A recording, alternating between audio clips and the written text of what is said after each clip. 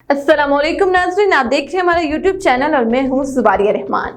मारूफ Indian अदाकार इरफान खान का एक मशहूर कौल है, जब हम जैसों के दिन आते हैं तो मौत बीच में टपक पड़ती है। ऐसा ही दर्दनाक सान्हा पेश आया भारतीय पंजाब के मारूफ गुलकार सिद्धू मूसेवाला के साथ, जिनकी मकबूलियत से खौफजदा चंद नामालूम अफराद ने इन्हें मौत के घाट उतार दिया। इन्हें पंजाब के जिला मानसा के गांव जवाहिर के में गोलियां मारकर कत्ल किया गया। भारतीय मीडिया के मुताबिक ये वाकया सिद्धू मूसेवाला की सिक्योरिटी हटाने के अगले ही दिन पेश आया। गुज़िश्ता रोज पंजाब की रियासती हुकूमत ने गुलकार की सिक्योरिटी हटा दी थी। नाज़रीन, सिद्धू मूसेवाला इंडियन नेशनल कांग्रेस का हिस्सा थे और उन्होंने हालिया रियासती इंतखाबात में कांग्रेस के टिकट पर इलेक्शन लड़ा था, ताहम वो अपनी नशिस्त हार गए थे।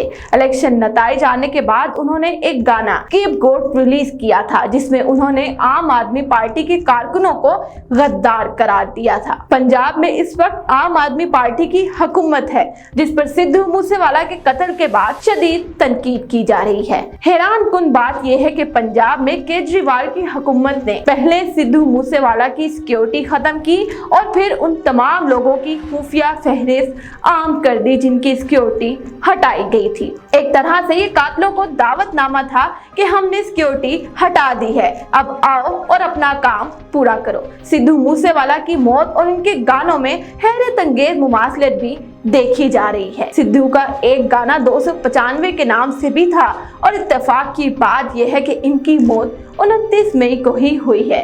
नाज़रीन, सिद्धू मूसेवाला की दर्दनाक मौत ने केजरीवाल सरकार और उनकी गवर्नमेंट पर कई सवालात उठा दिए हैं।